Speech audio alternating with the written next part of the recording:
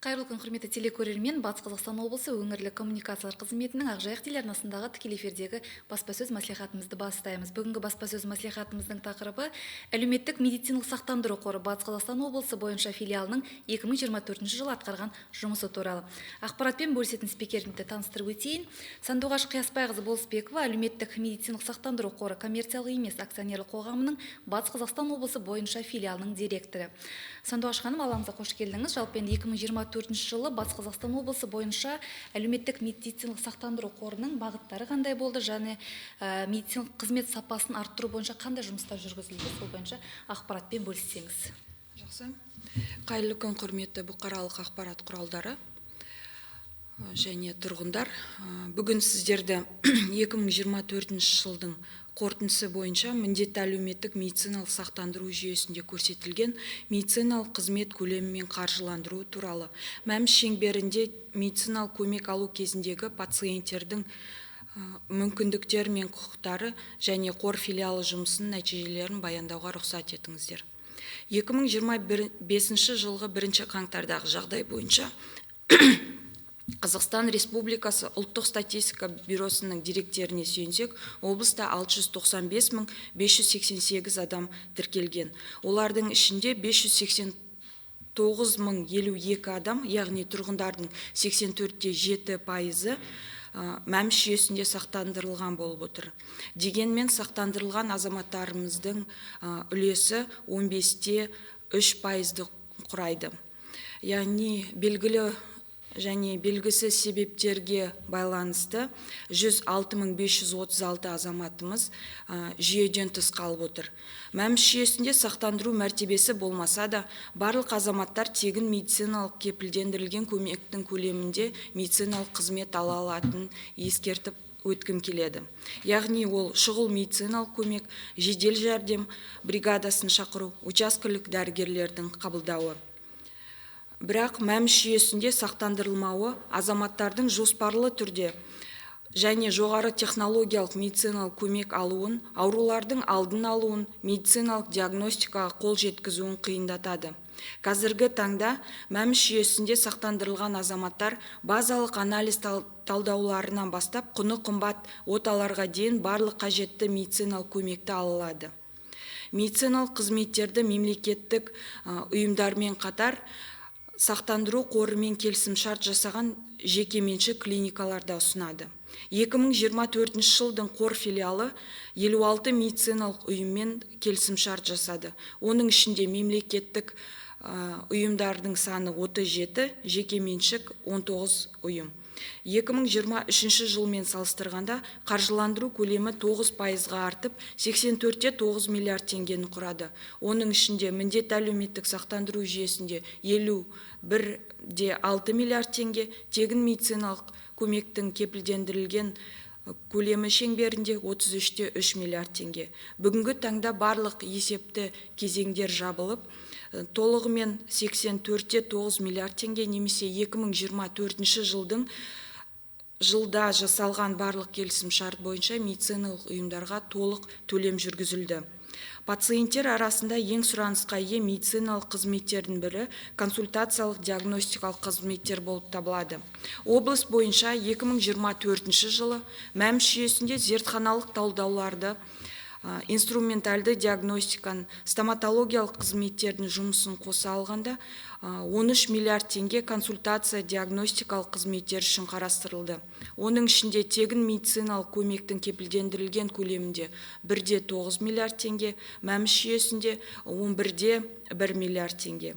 Олардың ішінде компьютерлік томография және магнитно-резонансты томографиялық қызметтер әлде сұранысқа ие.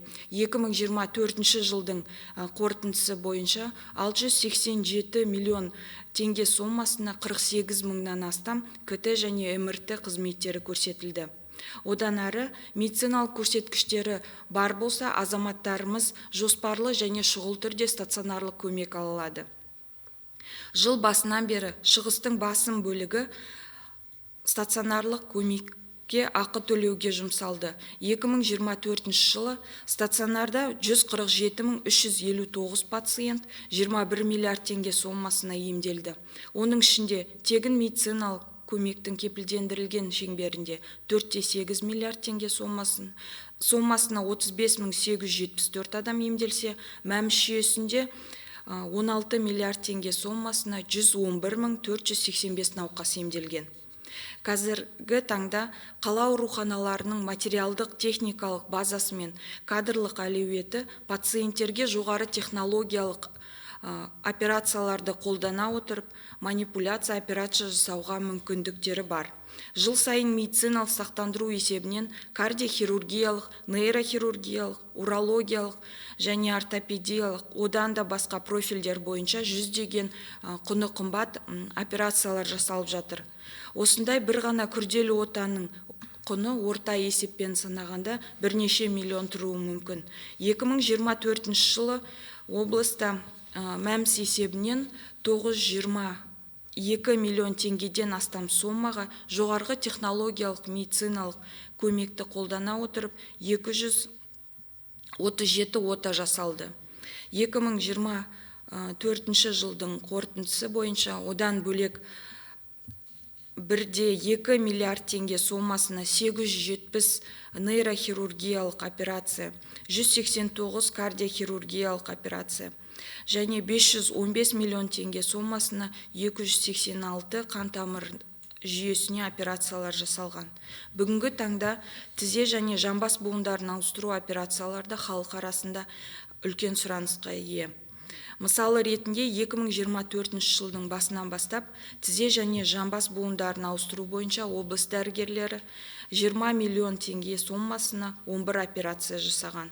Осы операциялардан кейін медициналық көмектің келесі түрі ол оңалту шаралары. Мәмс жүйесінде көрсетілген қызметтердің ішіндегі басым бағыттардың бірі болып табылады. Жыл өткен сайын халыққа медициналық қызмет көрсететін жекеменшік медициналық ұйымдарды артуда. Яғни ол қазіргі таңда аппараттардың санының көбеюіне және емдеу тәсілдерінің жаңа түрлерін шығуына да байланысты. Әлеуметтік медициналық сақтандыру қорының Батыс Қазақстан облысы филиалы 2024 жылы оңалту қызметтерін көрсететін 34 медициналық ұйыммен келісім шарт жасады. Олардың 29-ы мемлекеттік, ал 5-еуі жекеменшік. 2024 жылдың қорытындысы бойынша 1,8 миллиард теңге сомасына 267 мың оңалту қызметтері көрсетілген. 2024 жылы стоматологиялық көмектердің саны 222.207 қызмет 1 миллиард теңгеге көрсетілген. Облыс бойынша 28 медициналық ұйым стоматологиялық қызмет көрсетеді. Оның 19-ы мемлекеттік, қалғаны жекеменшік емханалар. 2023 жылдың 1 қаңтарынан бастап медициналық сақтандыру қоры стоматологиялық клиникалармен тікелей келісім шартқа отырды. Яғни бұл азаматтарымызға міндетті әлеуметтік сақтандыру қорымен келісім шарт жасаған барлық стоматологиялық клиникаға баруға мүмкіндік береді.